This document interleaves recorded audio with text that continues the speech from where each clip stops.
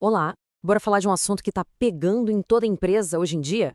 A gente vai ver como a boa e velha arte de contar histórias pode ser a ferramenta para unir as 4 gerações que estão aí dividindo o mesmo espaço de trabalho. Imagina sua cena. 4 gerações diferentes, cada uma com seus próprios valores, um jeito de se comunicar, expectativas, tudo junto e misturado no mesmo lugar. E aí? Isso é receita para inovação?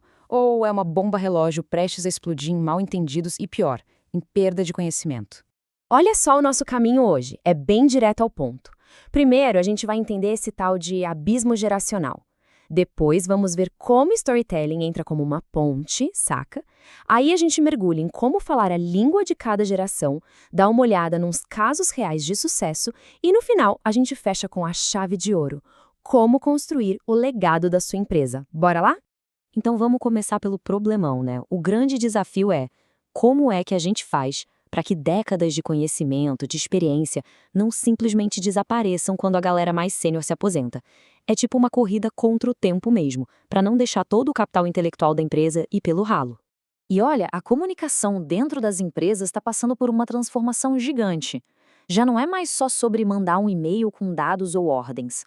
Hoje em dia, para a comunicação funcionar de verdade, ela tem que criar significado, sabe? Fazer a galera se sentir parte de alguma coisa, criar aquele sentimento de pertencimento. E é exatamente aí que a nossa solução entra. Storytelling. Ah, isso não é só uma soft skill, uma coisinha legal de ter. Não, não. É uma ferramenta estratégica e muito poderosa. É o que pega um grupo de pessoas e transforma numa comunidade, todo mundo junto numa missão. Tá, mas o que é esse tal de storytelling dentro da empresa, afinal? Pensa assim, é a arte de ativar uma memória coletiva. É pegar as experiências, os valores, as lições aprendidas e empacotar tudo isso numa história que conecta as pessoas. Tipo, de gente pra gente, no nível humano mesmo. E o mais louco é que isso tá no nosso DNA. Tem um autor, o Jonathan Gottschall, que fala uma coisa genial. A gente é, como espécie, viciada em história. É assim que a gente entende o mundo. E essa necessidade não fica do lado de fora quando a gente bate o ponto, né? E tem ciência por trás disso, que é a parte mais legal. Tem umas pesquisas, tipo as do Paul J. Zak, que mostram que uma boa história faz nosso cérebro liberar ocitocina. Sabe o que é isso? O tal do hormônio da confiança.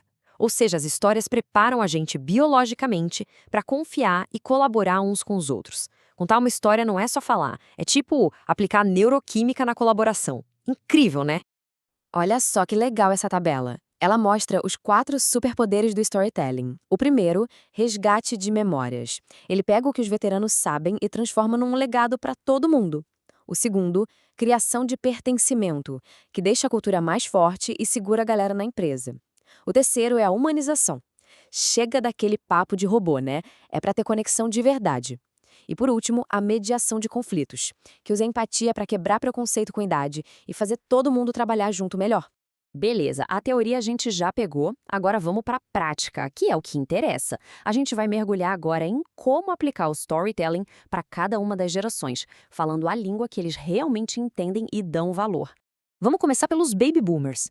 Pensa neles como a memória viva da empresa. As histórias deles são literalmente a base, os alicerces de tudo. Elas não explicam só o que a empresa fez, mas mais importante, por que fez. E o que move essa galera? Reconhecimento. É ter o trabalho de uma vida inteira valorizado. Para eles, o storytelling é a forma de validar tudo que eles passaram e garantir que o legado deles não vai ser esquecido. Eles são a nossa fonte primária de memória e sabedoria. Logo depois, vem a geração X.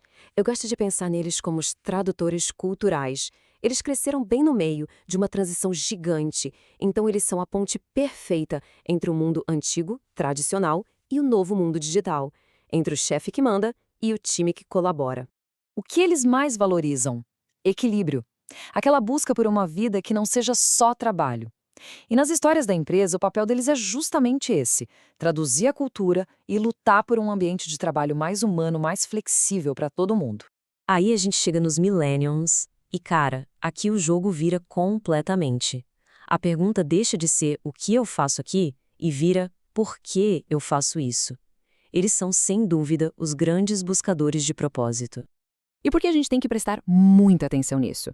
Simples. Até 2025, eles vão ser mais de 75% da força de trabalho no mundo todo. Então, ignorar o que move essa geração não é uma opção, é um erro estratégico gravíssimo. Para essa galera, o principal é se identificar com a missão da empresa. As histórias que a empresa conta precisam bater com os valores pessoais deles, sabe? Eles não querem ser só funcionários, eles querem ser embaixadores do propósito da marca. E por último, mas não menos importante, a geração Z. Essa turma não sabe o que é um mundo sem internet. São os nativos digitais que chegam exigindo autenticidade e transparência. E não é como um extra, não, é pré-requisito. A palavra-chave aqui é autenticidade. Eles não ficam só ouvindo as histórias sentadinhos. Eles querem criar junto, querem participar, querem checar se o que a empresa fala é o que ela realmente faz. Eles são tipo os fiscais naturais de qualquer história que uma empresa tem de contar. Beleza, a teoria é linda, né? Mas e na vida real, como isso funciona? Vamos dar uma olhada em como duas marcas brasileiras gigantes estão usando o storytelling para conectar todo mundo e fortalecer suas marcas. A gente tem aqui 2 exemplos muito bons. De um lado, o Banco do Brasil, que pega seus 200 anos de história e conecta com a geração Z, usando gente de verdade, clientes reais e diversos nas campanhas. Do outro, a Natura, que faz de cada produto uma pequena história sobre a Amazônia, sobre as comunidades, falando direto com aquela sede de propósito dos millennials. E, gente, isso funciona. Olha só esse dado. Quando perguntam para o brasileiro qual marca vem à cabeça quando se fala em propósito, a Natura está lá no topo. Isso é resultado de uma história que não é só contada na propaganda, é uma história vivida na prática, de forma consistente. O que nos leva para o nosso fechamento. Hoje, construir o legado de uma empresa é, na verdade, ser um curador de histórias. E olha, isso não é mais um trabalho só do marketing, não. É uma habilidade fundamental para qualquer líder. Então, por onde começar? Tem um passo a passo aqui. Primeiro, identifique as histórias que já estão aí, dentro da empresa. Segundo, crie jeitos, canais, para que essas histórias sejam compartilhadas. Terceiro, guarde esse material como se fosse um tesouro, é um ativo da empresa. E quarto, talvez o mais importante de todos, alinhe o discurso com a prática. A história tem que ser de verdade para não cair no story washing, sabe? Aquela história linda no papel, mas que na prática não existe. A geração Z, principalmente, não perdoa isso. E para a gente terminar, fica aqui uma pergunta para todo mundo pensar. Qual é a história que a sua empresa está contando agora? E mais importante ainda, quem é que está contando essa história? A resposta para isso pode ser a chave, não só para ter um ambiente mais harmônico, mas para garantir a sobrevivência e a relevância da sua empresa no futuro.